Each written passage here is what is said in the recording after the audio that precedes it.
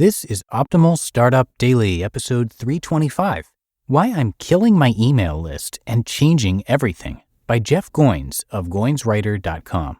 And I am Dan, I am your host, and I'm here every single day reading to you to help you optimize your business life. And before we get started, is your Wi-Fi slowing down at the office or when you're working from home? Then it's time for you to upgrade your Wi-Fi. Netgear's business Wi-Fi 6 products, like their Orbi Pro Mesh systems and Wi-Fi 6 access points, represent the latest in Wi-Fi technology. They deliver unmatched speeds, coverage, enterprise-level security, and 4 times the network capacity, whether you're at the office or working from home. Visit netgear.com/business and use code OPTIMAL10 at checkout to save 10%. And as usual, I'm going to tell you more about today's new author right after the reading. But for now, let's get right to it as we optimize your life. Why I'm Killing My Email List and Changing Everything, by Jeff Goins of goinswriter.com. I'm killing my email newsletter and resurrecting it as something I can be proud of. Why am I doing this? Because I can't think of an unselfish reason not to do it. Emailing you whenever I want helps me. It gets me in your inbox more often, allows me to express myself more frequently, and lets me sell you things. None of those are necessarily bad reasons, but they aren't very compelling, are they? So I'm changing everything, and here are my promises to you. I will respect your permission and try to share useful content. Once a week, I'll send a newsletter of the latest from me, and whenever I have really big news, like a new course, free webinar, or a book, I'll send more than one weekly email. I will spend an entire week writing my best content and deliver it to you every Monday, along with other useful links and resources. My goal will be fewer, better messages.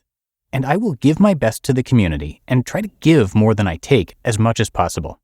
All of this is subject to change, of course, but I promise to tell you before I make any changes. I'm going to continue to blog when I have something to say, probably 2 to 3 times per week, but I'm also going to spend more time writing for other blogs and magazines, as that was how I got my start. Getting back to my roots. This really goes back to my roots of blogging.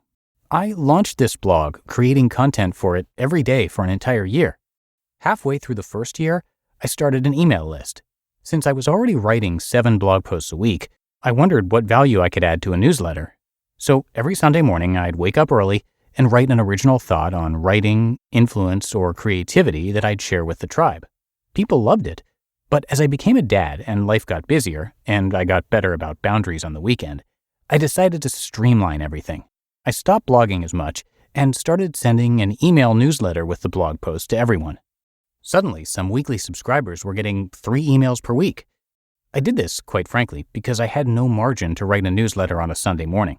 Since so many wanted links to my newsletters, it just made sense to blog it. But the internet changed, and people are now busier than ever. And unless you're a news site or Seth Godin, it's hard to get away with sending an email to your list every day. Of course, some people are doing this, and that's fine. I've heard quite clearly from my readers that anything more than twice a week sounds like noise. So I'm listening and taking action. Content isn't king. The audience is.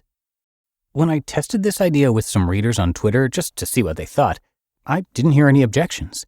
There was nobody saying, "I want you to send me more email." Some were saying twice a week and some said once, but nobody said, "You're sending me 3 emails, but I'd love 8. Nobody. That spoke to me. So I decided to change everything because I couldn't find a good reason to not at least try it. And the more I thought about it, the more excited I got. What if sending fewer emails gave me more time to create higher quality content?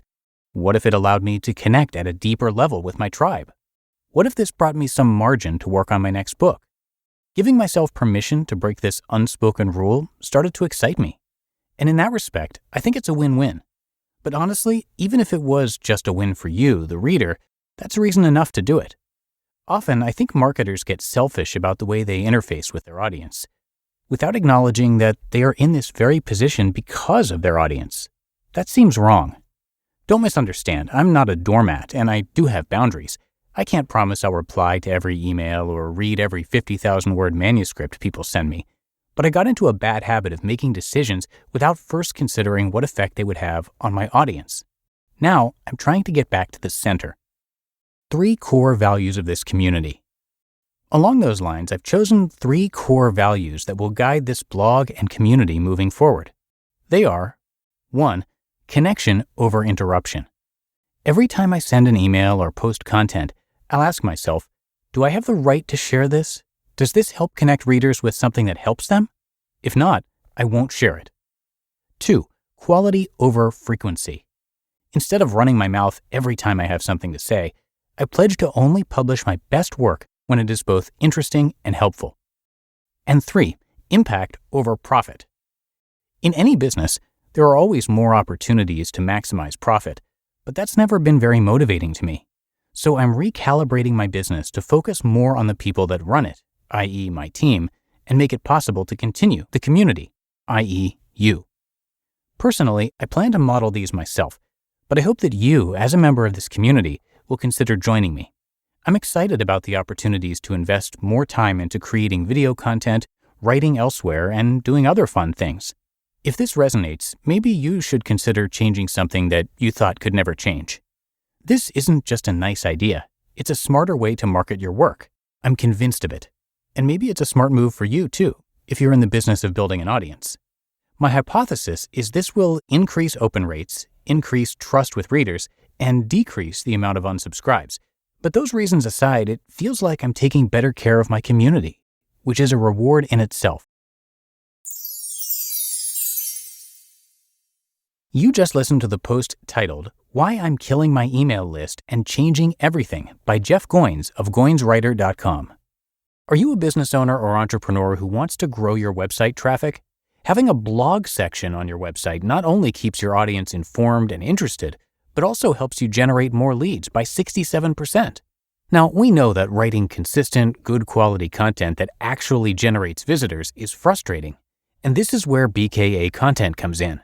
BKA Content is a content writing agency that offers monthly subscriptions to help you generate consistent blog content on your website. You'll have a dedicated account manager to do all the heavy lifting for you too, whether it be keyword research, topic creation, blog writing, and more. You will then receive 100% ready-to-publish blog posts delivered directly to your inbox while you focus on your strengths. That's a win-win situation. You can choose from 4 different subscriptions depending on the content volume you need. And if you sign up right now, you can get up to 1 month's worth of blogs for free. Just go to bkacontent.com/OSD to learn more and get your free month of blogs. That's bkacontent.com/OSD to learn more and get your free month of blogs.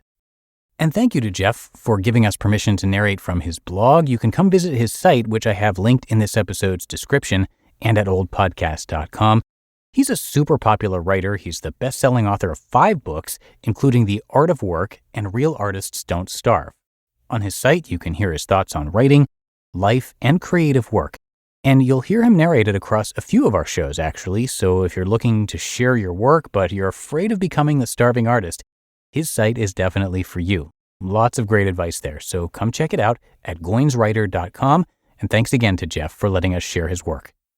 But that's it for another edition of Optimal Startup Daily. Thank you so much for being here, as always, and I'll be back again with you tomorrow for the Sunday show, where your optimal life awaits.